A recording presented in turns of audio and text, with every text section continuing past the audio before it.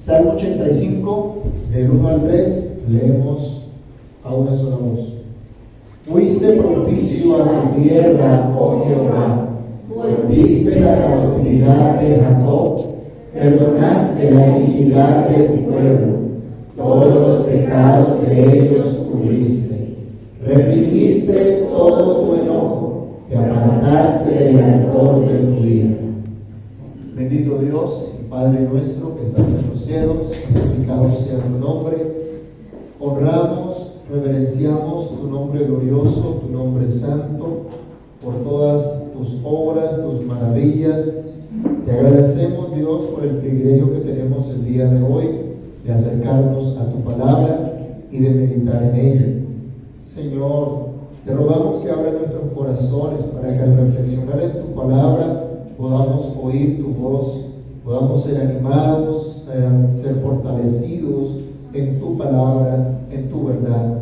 Prospera tu palabra en lo que la has enviado y permítenos, Señor, adorarte, así como el salmista y aquellos que escucharon este cántico también te adoraron.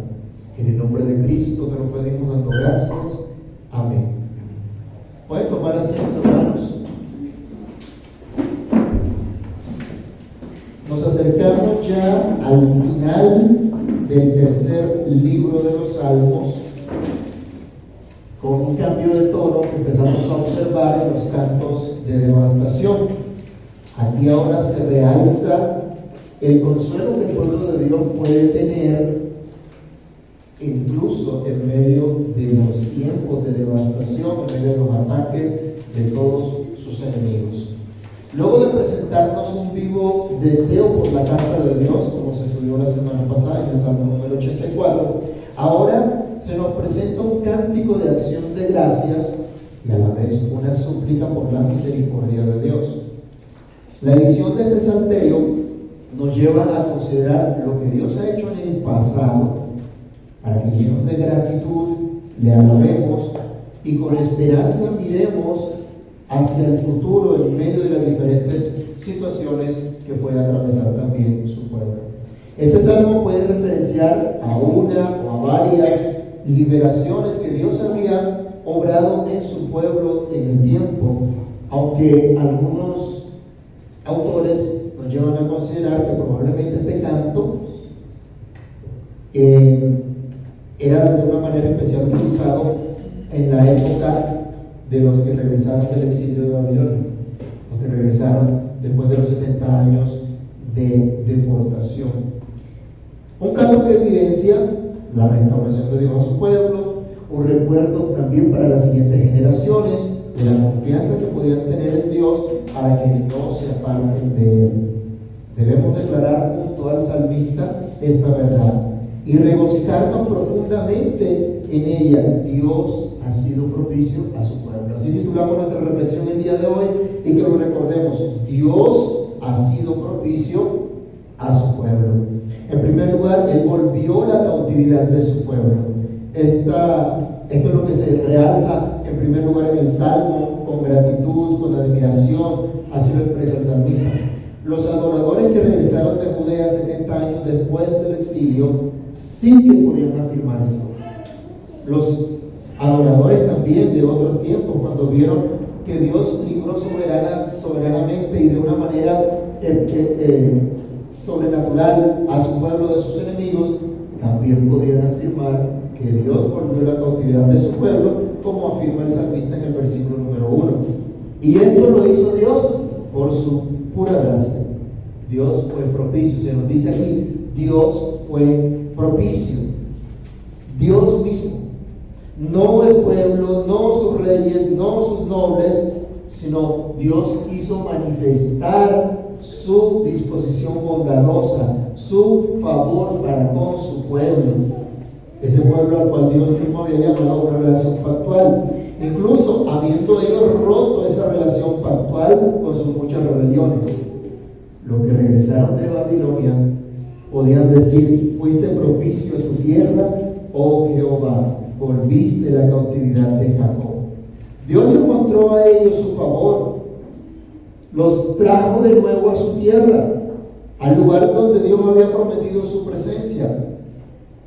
al lugar donde Dios había hecho pacto con ellos y con su descendencia después de ellos. Les mostró su gran poder para que pudieran disfrutar de la herencia que el Señor les había dado. Dios los quiso tratar con bondad. Dios quiso mostrarles su amor.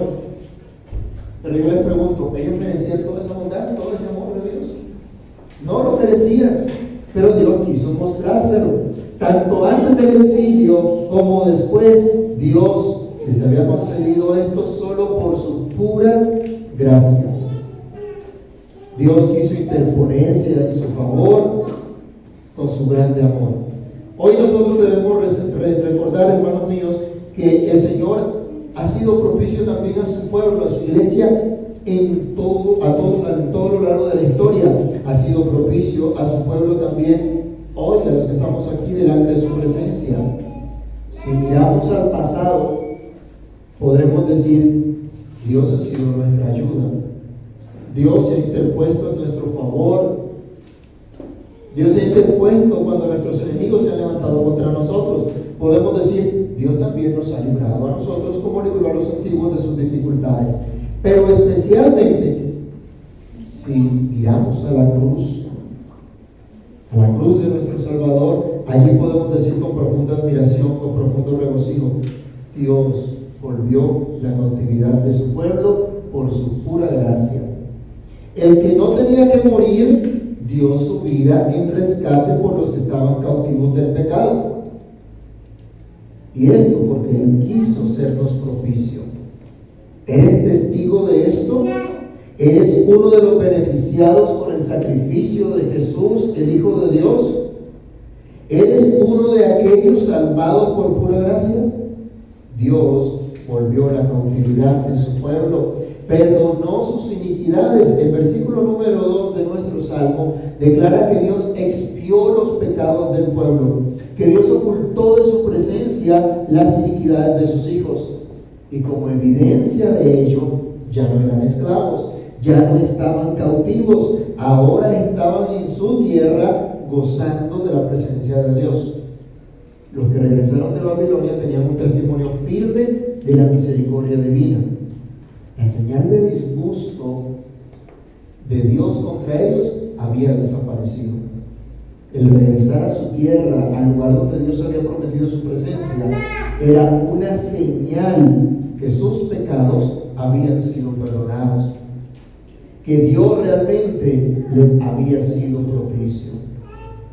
Presten atención, no fueron los sacrificios del pueblo, no fue tampoco su genuino arrepentimiento lo que les había sido propicio.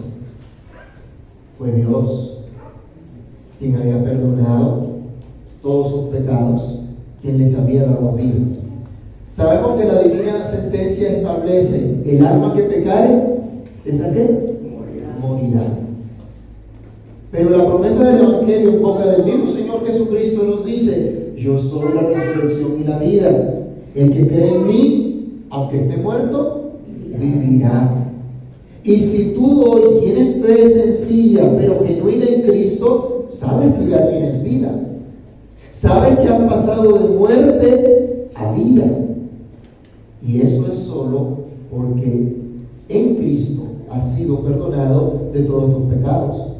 La iglesia de todos los tiempos entonces puede evidenciar que Dios ha sido propicio a su pueblo por Cristo, por quien fueron perdonadas todas las iniquidades de su pueblo. Dios volvió la cautividad de su pueblo y Él se apartó de su ira. Esto es lo que nos testifica el profeta en el versículo número 3 del Salmo. Nos dice que la santa indignación de Dios había pasado. Y por eso Él tiene plena confianza ahora para acercarse al Señor. Tiene plena confianza en su ayuda, en su cuidado, en su amable presencia, en su interposición a su favor. No en pocas ocasiones la iglesia del Antiguo Testamento experimentó reprensiones por su pecado, pero también experimentó el gozo de ser librados de la ira, y al contrario, pudieron ver el favor de Dios sobre ellos, tal como los exiliados que regresaron de Babilonia. Esto nos debería llenar de aliento, de esperanza para el futuro, tal como se llama a partir del siguiente verso, Y podemos decir que también es una respuesta al Salmo 80, que ya hemos estudiado, donde se pide la restauración, donde también se dice, oh Dios, restauranos en medio de una terrible devastación. Sabemos hoy nosotros que por Cristo la ira de Dios ya ha pasado de nosotros. Jamás podríamos nosotros soportar la ira de Dios. Y aunque podemos ser reprendidos por Él por causa de nuestros pecados, sabemos que Cristo llevó toda la ira. Aunque gemimos ante su reprensión, podemos estar totalmente llenos de esperanza al recordar lo que Dios ha hecho en Cristo. Él apartó de nosotros su ira y ya no hay condenación para los que están en Cristo Jesús. Definitivamente, como parte de la Iglesia Universal, podemos decir que Dios ha sido propicio a su pueblo, que Dios ha vuelto la cautividad de su pueblo y en lugar de ira les ha mostrado misericordia. ¿Te gozas en ser parte de ese pueblo? En ser parte de esa iglesia a la cual Dios le ha sido propicio. En segundo lugar, podemos ver una oración y un llamado también al pueblo a confiar en aquel que le ha sido propicio, en aquel que es su permanente salvación. Esto es lo segundo. El Dios que ha sido propicio a su pueblo es su permanente salvación. Teniendo en cuenta lo que Dios ya hizo en el pasado, lo que Dios ya hizo antes a favor de su pueblo, podemos decir que efectivamente Él siempre será su salvación. Siempre será el que los libre de toda angustia, de toda adversidad, de toda situación que puedan enfrentar.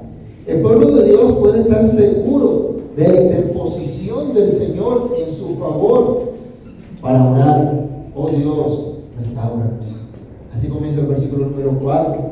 Oh Dios, vuélvenos a ti, conviértenos de nuestros pecados, danos genuino arrepentimiento, haznos abandonar nuestros pecados, que era la causa de la ira de Dios. Y de esa manera ya no estaría esa ira sobre ellos. Solo ese Dios que ha mostrado su favor por su pueblo, solo ese Dios que puede salvar a su pueblo en todo momento, es el que produce en el corazón el abandonar el pecado y servir a Dios sinceramente. El versículo 4 nos presenta entonces la misma oración que se hacía en el Salmo 83. Vamos un momentico al Salmo 80, verso 3 y leamos. Decía en el Salmo 83, oh Dios, restáuranos, haz resplandecer tu rostro y seremos salvos. Y este restauranos implica conviértenos, vuélvenos a ti. Ahora en el versículo 4 del Salmo 85 dice, restáuranos, oh Dios, de nuestra salvación, y haz cesar tu ira de sobre nosotros. Es una realidad que todo creyente agradecido con la salvación de Dios en Cristo ahora busca agradarle en todo y está dispuesto a someterse a Dios en todas las cosas a pesar de su debilidad. Y es precisamente por esta debilidad que le pide al Señor que le conceda una verdadera conversión, una verdadera restauración a la comunión con Dios. Esta mañana en la escuela dominical estudiamos que no era meramente la señal del bautismo, el aplicarse la señal, lo que hacía la gente salva, sino la verdadera fe, la obra del Espíritu de Dios en el corazón, ¿sí? Y el que de verdad entiende esto, le pide a Dios que esto sea una realidad en su vida, que Dios transforme sus corazones, que Dios les ayude a vencer el pecado, a experimentar una verdadera conversión, una verdadera restauración, una verdadera comunión con Dios. La buena noticia del Evangelio nos anima a luchar cada día con nuestro pecado, rogando, como decía el salmista, oh Dios, restáuranos. Oh Dios, cesa tu ira de sobre nosotros. Volvamos a leer el versículo 4 y 5 del Salmo 85. Restáuranos, oh Dios, de nuestra salvación, y haz cesar tu ira de sobre nosotros. ¿Estarás enojado contra nosotros para siempre? ¿Extenderás tu ira de generación en generación? El salmista pide a Dios que cese por completo su ira en contra del pueblo para que puedan experimentar completa restauración, completa conversión, comunión con Dios. Pide que no sigan en la generación de sus contemporáneos el mismo patrón de pecado que los había llevado a la ira. ¿Se pueden imaginar ustedes un momento esa generación que regresó después del exilio? Estando ahora nuevamente en su tierra, después de lo que había sufrido la nación, a la expectativa de lo que Dios ahora haría, de la restauración que Dios les podía dar, y a la expectativa que efectivamente la ira de Dios hubiese pasado sobre ellos. Y allí viene esta oración, y allí viene ese cántico. No querían que esta nueva generación, esta generación que entró, que regresó ahora del exilio, a estos que Dios les permitió volver del exilio, que no siguieran como los que fueron llevados cautivos en el principio, que no siguieran en el pecado, que no siguieran desobedeciendo a Dios. Él pide que puedan experimentar una verdadera conversión. Hoy sabemos ya, Dios no está irado contra su pueblo, contra su iglesia, porque somos vistos en Cristo. Estamos unidos a Cristo. Y la ira de Dios ya fue sobre Cristo. Él ya la llevó en la cruz. Pero también la Escritura nos enseña que todo aquel que no permanece en Cristo por la fe se seca como pámpano y luego es echado al fuego. El que no tiene fe verdadera, aunque diga que pertenece a la iglesia, no está realmente unido a Cristo. Y sus frutos no pueden ser otros que una vida de pecado, una vida de rebeldía contra Dios, lo cual solo le expone a la ira. El creyente que ha pecado contra Dios reconoce su maldad y reconoce que merece un justo juicio, un justo castigo por su pecado, la muerte eterna. Pero el arrepentimiento que Dios mismo le da lo lleva a rogar que el Señor aparte su enojo y que pueda unirse a su pueblo junto con el salmista y clamar: Señor, danos vida, danos tu misericordia. Leamos versículos 6 y 7. ¿No volverás a darnos vida para que tu pueblo se regocije en ti? Muéstranos, oh Jehová, tu misericordia y danos tu salvación. Ahora el salmista pide que el pueblo de Dios pueda experimentar tal restauración que los que parecían ya como muertos puedan regocijarse profundamente en Dios por esa vitalización, por esa vida que solo la gracia de Dios puede dar, por el perdón de los pecados, por la misericordia mostrada a su favor. Ha habido épocas en las cuales la iglesia de pronto se ha visto desteñida y en ocasiones pareciera que estuviera sin vida al haberse alejado del Señor, de su Salvador, al haberse alejado de su llamado. Pero la gracia de Dios ha llevado a esta iglesia a clamar como en este salmo, y Dios ha sido propicio y Dios ha manifestado su misericordia de tal forma que puede decirse que Dios le ha dado vida nuevamente, que Dios le ha revitalizado. Les invito a considerar, por ejemplo, los movimientos de reforma que hubo incluso en las épocas de algunos reyes de Israel, de cómo se volvieron al Señor, se volvieron a su palabra, se volvieron a su ley y experimentaron gran restauración de parte de Dios. A lo largo de la historia también, la época de la reforma es especialmente una época en donde Dios dio gran vitalidad a su iglesia y renovó a su iglesia. También en el siglo XVIII se nos habla de un gran despertar que hubo en América. No necesitaremos en nuestra época una revitalización de Dios, una renovación en el Espíritu de Dios, esa influencia del Espíritu Santo en todas las áreas de nuestra vida. Cuando hablamos de avivamiento, no hablamos de multitudes brincando en un lugar diciendo que están gozosos en el Espíritu por la música que les toca. Cuando hablamos de avivamiento, vemos de una sociedad afectada por el Evangelio, influenciada por el Evangelio. Así que si nos dicen que avivamiento es simplemente un montón de gente en un lugar, eso no es cierto, eso no es avivamiento. Pero si nos dicen que una iglesia está afectando a su sociedad, mostrando el camino de Cristo, influenciando, impidiendo que las leyes perversas avancen, impidiendo que los propósitos malignos avancen en contra de la familia, en contra de la sociedad, porque hay una iglesia que vive para la gloria de Dios, allí podemos decir que hay avivamiento, que ha habido una renovación de parte de Dios. Y creo que en esta época sí que lo necesitamos.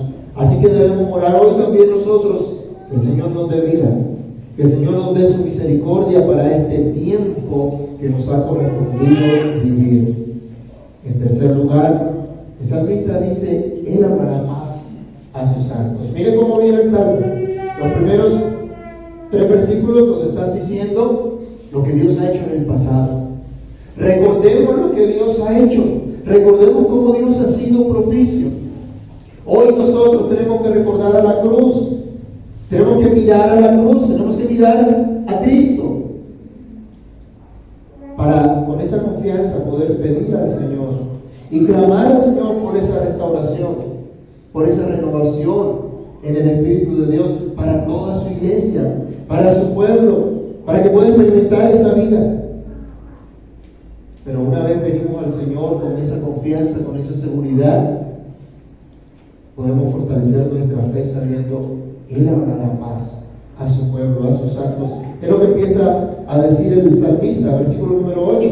Escucharé lo que hablará Jehová Dios, porque hablará paz a su pueblo y a sus santos, para que no se vuelvan a la locura.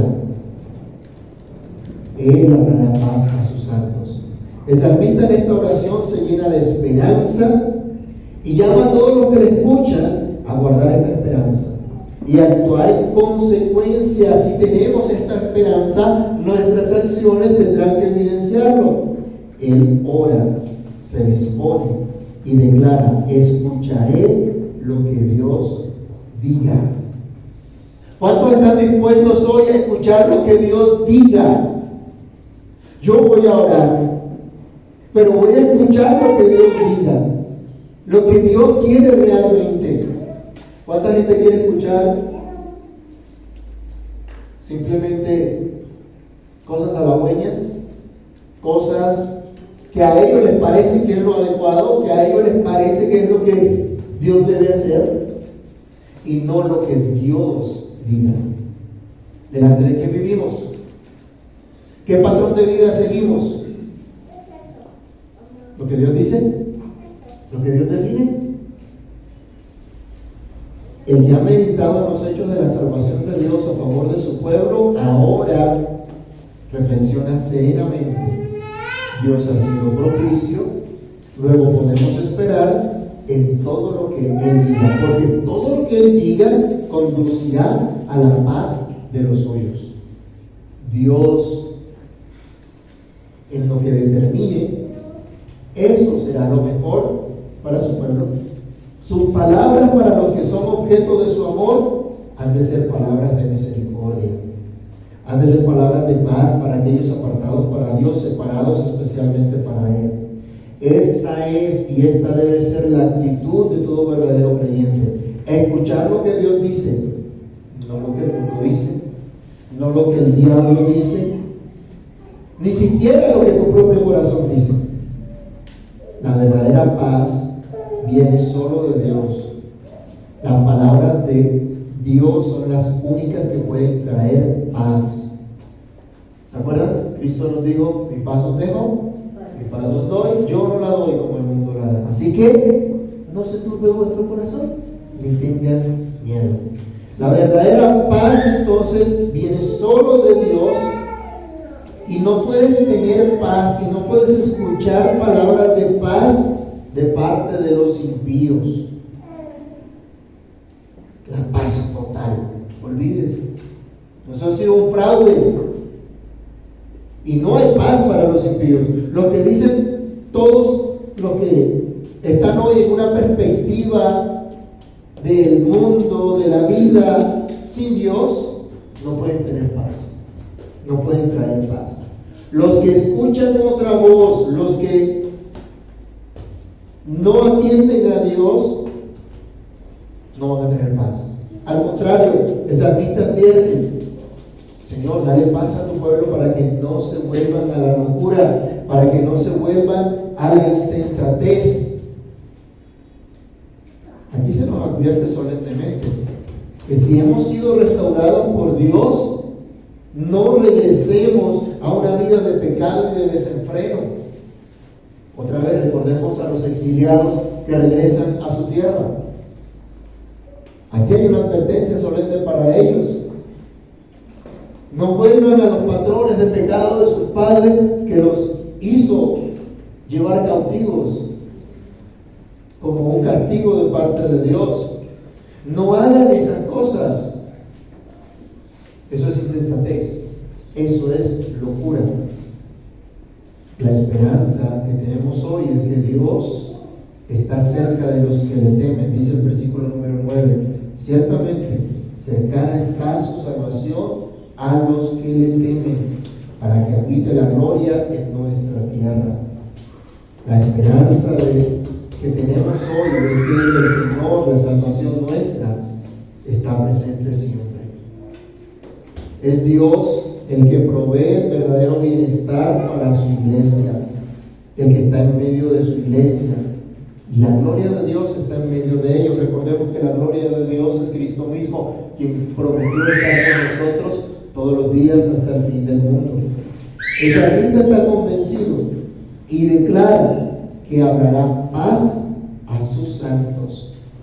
Hablará misericordia y verdad, justicia y paz. No como lo que nos vendieron a nosotros hace unos años de justicia y paz. No, en Dios en verdad hay misericordia y verdad, justicia y paz. Versículos 10 y 11. La misericordia y la verdad se encontraron, la justicia y la paz se besaron. La verdad brotará de la tierra y la justicia mirará desde los cielos. Barnes, al comentar sobre esto, decía: ha habido una mezcla de misericordia y verdad en esos tratos, los tratos de Dios con su pueblo. O ambos se han manifestado. La verdad en las declaraciones, amenazas y promesas divinas. La misericordia para perdonar el pecado y perdonar al pueblo. No existe una contradicción necesaria entre verdad y misericordia, es decir, uno no necesariamente entra en conflicto con otro, porque el uno parece entrar en conflicto con el otro cuando se amenaza el castigo por un delito y sin embargo se muestra misericordia al delincuente, es decir, cuando no se inflige el castigo y el delincuente es tratado como si no hubiera pecado. La historia del pueblo de Israel atestigua de esto. Lo ocurrido con los que regresaron del exilio lo demostró. Todo esto nos señala a un sacrificio perfecto, el sacrificio de nuestro Señor Jesucristo, quien cumple toda justicia, quien cumple todas las demandas de la verdad. Él llevó el castigo. Vayamos un momentico a Isaías 53 y vamos a leer del versículo 4 al versículo 6. Recordemos, es Cristo quien ha cumplido las demandas de Dios, de la santa ley de Dios, de la verdad de Dios. Ha cumplido con toda justicia, pero al cumplir con toda esa justicia, también nos ha reconciliado con Dios, dándonos paz mostrándonos esa misericordia del Señor, mostrándonos que esa paz que ahora podemos disfrutar es producto de esa disposición bondadosa de Dios contra nosotros, sobre nosotros, a favor nuestro, miserables pecadores. ¿Qué dice Isaías 53, versículos 4 al 6? Ciertamente llevó él nuestras enfermedades y sufrió nuestros dolores, y nosotros le tuvimos por azotado, por herido de Dios y abatido. Mas él herido fue por nuestras rebeliones, molido por nuestros pecados. El castigo de nuestra paz fue sobre él, y por su llaga fuimos nosotros curados. Todos nosotros nos descarriamos como ovejas, cada cual se apartó por su camino. Mas Jehová cargó en él el pecado de todos nosotros. Ya Isaías lo advertía. Aquí se cumple lo que dice este salmo. ¿Sí? No son contradictorios la justicia, la paz, la misericordia, la verdad. Se encuentran en Cristo, en su sacrificio. ¿Qué dice Romanos 5? Del 1 al 5 también. El apóstol Pablo nos llama la atención acerca de eso. Allí vemos también el cumplimiento de esta palabra. Romanos 5, del 1 al 5. Justificados pues por la fe, tenemos paz para con Dios, por medio de nuestro Señor Jesucristo, por quien también tenemos entrada por la fe a esta gracia, en la cual estamos firmes y nos gloriamos en la esperanza de la gloria de Dios. Y no solo esto, sino que también nos glorificamos en las tribulaciones, sabiendo que la tribulación produce paciencia, y la paciencia prueba, y la prueba esperanza, y la esperanza no avergüenza, porque el amor de Dios ha sido derramado en nuestros corazones por el Espíritu Santo que nos fue dado. Es en Cristo en quien la misericordia y la verdad se encuentran. Es en Cristo en quien la justicia y la paz se besan, y por quien ahora la verdad puede brotar en la tierra, como dice el versículo número 12. El versículo número 11. La verdad brotará de la tierra y la justicia mirará desde los cielos. Y un día sabemos que toda la tierra será llena del conocimiento del Señor como las aguas cubren el mar. El día que Cristo venga, veremos eso totalmente cumplido. Pero es nuestro llamado hoy anunciar esta verdad, esta justicia que se encuentra solo en Cristo, esta misericordia y esta paz que solo se halla en Cristo, tal como nos indica el versículo 13. La justicia irá delante de él y sus pasos nos pondrá por camino. También Juan el Bautista proclamaba, dice: yo soy una voz que clama en el desierto, preparad el camino del Señor, enderezad sus sendas. Hay que proclamar la justicia y la verdad de nuestro Dios. El Señor entonces hablará paz a su pueblo. Dios dará todo bien a su pueblo. Versículo 12. Jehová dará también el bien y nuestra tierra dará su fruto. Los que regresaron de Babilonia podían esperar que Dios les mostrara su favor y que ahora esa tierra pudiera dar fruto y pudieran ellos ser bendecidos en todo sentido, como señal precisamente de ese favor de Dios con ellos. El que ha meditado en los hechos de salvación de Dios por su pueblo también puede tener claridad. Dios traerá bien. Dios bendecirá a su pueblo con todo lo bueno. Podemos nosotros entender que la verdad y la justicia van a dar su fruto en todo rincón de la tierra. También nos llama estos versículos, porque Dios es el que da todo bien y Dios es el que permite disfrutar de dicho fruto. Por cierto, mis hermanos, nuestra tierra no solo será bendecida, o más bien, nuestra tierra solamente será bendecida en la medida que se proclame la justicia y la verdad, en la medida que se encuentre la paz y la misericordia. nuestras familias, nuestra nación será bendecida en la medida que conozca y siga la verdad de Dios.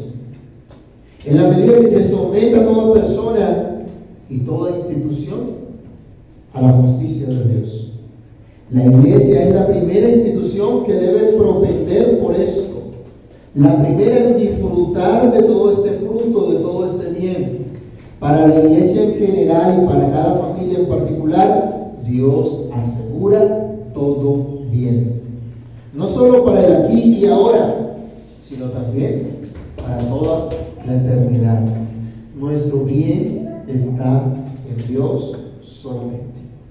Podemos decir, Dios ha sido propicio a su pueblo, Dios lo ha vuelto de su cautividad, Dios es su permanente salvación, Dios dará paz a sus santos.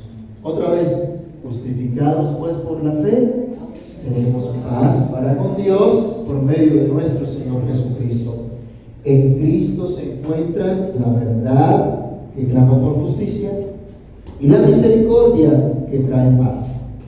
Dios ha hablado paz a su iglesia. Disfrutemos y proclamemos esa paz.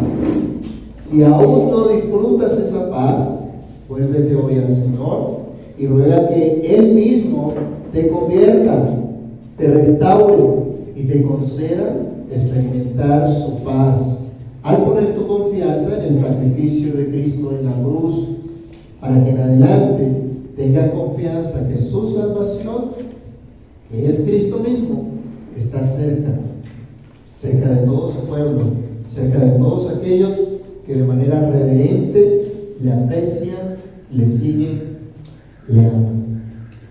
Oremos. Bendito Dios, Padre nuestro, alabamos y bendecimos tu nombre. Tu bondad es incomparable, Señor. Tú has sido propicio a tu pueblo, has mostrado tu favor, has mostrado tu misericordia, tu gracia, tu verdad. Gracias te damos, Señor, gracias te damos. Porque hoy sabemos que ya no hay condenación para los que están en Cristo Jesús.